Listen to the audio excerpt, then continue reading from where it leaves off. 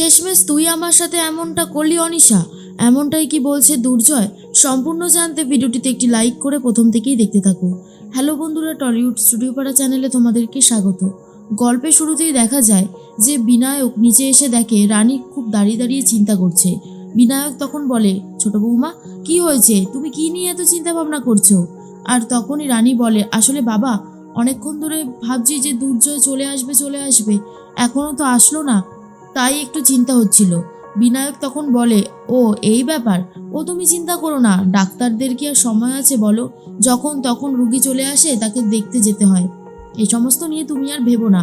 তোমার শরীর খারাপ হলে তোমার শাশুড়ি মা ওইদিকে আবার ভেঙে পড়বে, জানো তো, তাই বলছি একদম চিন্তা ভাবনা করো না, দেখবে সব ঠিক হয়ে যাবে। এরপরেই তখনই বিনায়কের কথা শুনে রানী বলে, হ্যাঁ বাবা, আমি ওপরেই যাচ্ছি। এর মধ্যেই দেখা যায় পিঙ্কিকে দিয়েছে মাংস রান্না করতে, আর সেই পিঙ্কি ভালোভাবে নাড়াচাড়া দেয়ই না। কড়াইতে বারবার করে রীতিমতো ধোয়া উঠে যাচ্ছে, তবুও আর খেয়াল নেই, পুড়ে যাচ্ছে রান্না। এর মধ্যেই তখনই শুক্লা বলে, আরে ও বড় বৌমা, তুমি যদি এইরকমভাবে রান্না করতে থাকো তাহলে তো এই রান্না বান্না পুড়ে যাবে গো, এ কার পাতে দেবো আমি? তখন নাও নাও, ভালো করে নাড়াচাড়া দাও। তখনই পিঙ্কি বৌদি বলে, করছি তো কাকি, আর কত তাড়াতাড়ি করবো বলো তো, হাত ব্যথা হয়ে যাচ্ছে। এইদিকে দেখা যায় অনিশা দুর্জয়কে শান্ত করতে চায় আর বলে, দুর্জয়, তুই যদি এত রাগারাগি করিস তাহলে কি করে হবে, একটু অন্তত শান্ত হ। জয় তখন বলে, কি করে শান্ত হব বল? না না, আমি তো একটা কথা কিছুতেই বুঝতে পারছি না, আমি শান্তটা হব কি করে? যা বাড়াবাড়ি শুরু হয়েছে সেটা আমি আর মেনে নিতে পারছি না। কষ্ট হচ্ছে আমার যে আমার বিরুদ্ধে এত বড় ষড়যন্ত্র কে করলো, কে করতে পারে এত বড় ষড়যন্ত্র? আমি তো জানি আমি কি করেছি না করেছি। তারপরেই অনিশা তখন বলে, দেখ, আমি তো রিপোর্টারদের সাথে কথা বলে সবটা চেপে দেওয়ার ব্যবস্থা করলাম। তোর এত বছরের একটা কেরিয়ার ডাক্তারিতে আমি নষ্ট হতে দেব না, কোনোভাবেই না। তার দায়িত্ব আমার, তুই আমাকে ভরসা করিস তো জয়? বল, ভরসা করিস না? জয় তখন বলে, ভরসা করি, কিন্তু যে বা যারা আমাকে এইভাবে ফাঁসাতে চেয়েছে আমি তাদেরকে ছাড়বো না। অনিশা মনে মনে বলে, উফ, এই জয় তো বড্ড বেশি বাড়াবাড়ি করছে, ভালো লাগছে না। আমার মনে হচ্ছে যে একে কি করে এখন শান্ত করি, আর এ এখন শুধু উত্তেজিত হয়ে পড়ছে। এর মধ্যেই দেখা যায় বাড়ির সবাই মিলে অনেক হইহুল্লোড় করতে থাকে।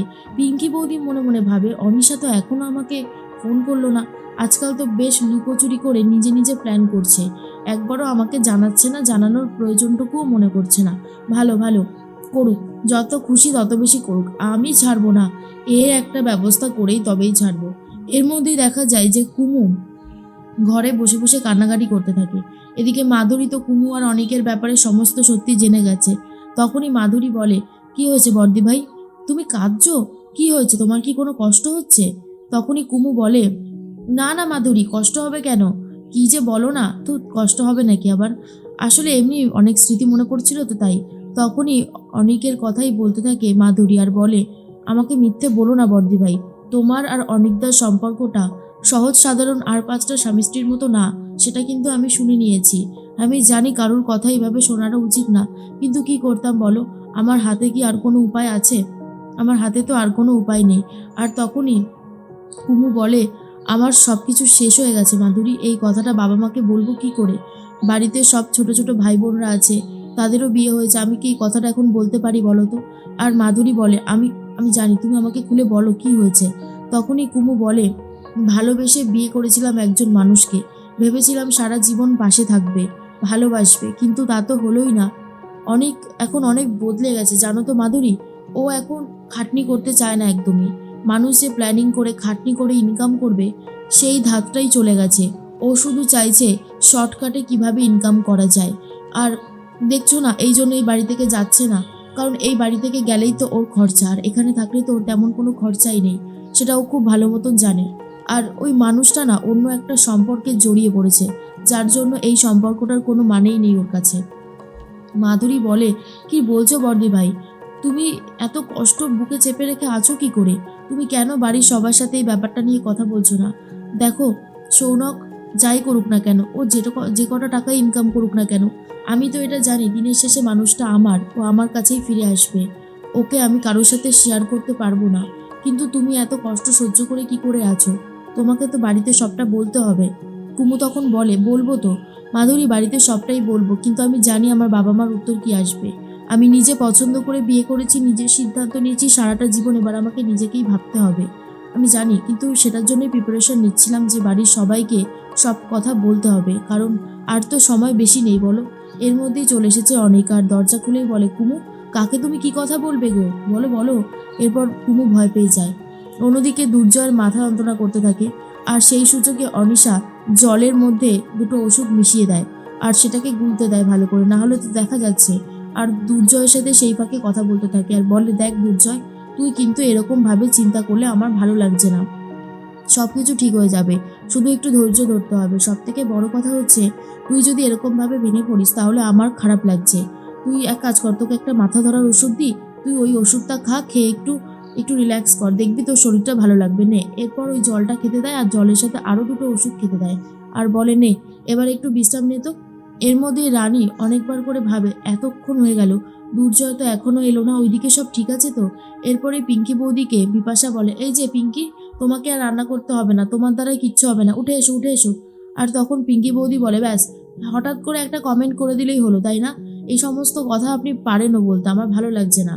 আমি আমি যা পেরেছি তাই করেছি। এর মধ্যেই রানী তখন বলে, মা আমি করব। তখনই শুক্লা বলে, দেখো মা, সাবধানে এই কাপড় চোপড় একটু ভালো করে সরিয়ে নাও, এই আগুনের কাছে যেন না আসে। এরপর রানী নিজেই অনেকটা করছে, কিন্তু মন পড়ে রয়েছে দুর্জয়ের দিকে। কেন দুর্জয় এখনো আসছে না, কেন ফোন করছে না? এরপরেই শুক্লা তখন বলে, ছোট বৌমা, তুমি নিশ্চয়ই জয়কে নিয়ে চিন্তা করছো, তাই তো? জয়ের ডিউটি কিন্তু এমনই হয়, আমরা দেখে দেখে অভ্যস্ত হয়ে গেছি।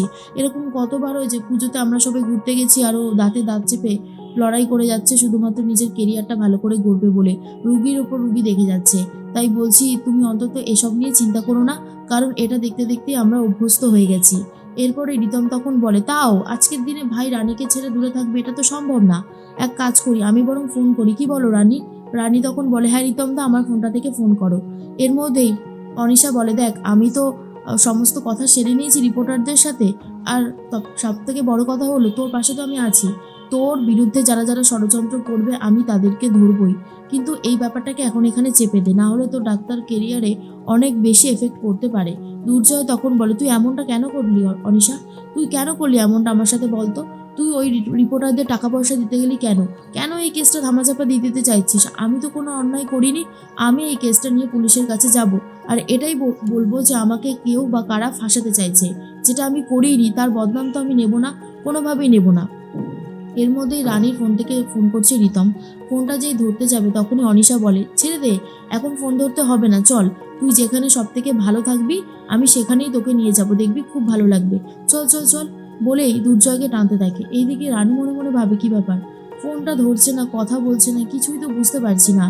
অনিশা দিয়ে আবার কোনো প্ল্যান করেনি তো? ওকে আমি খুব একটা ভরসা বা বিশ্বাস করে উঠতে পারি না।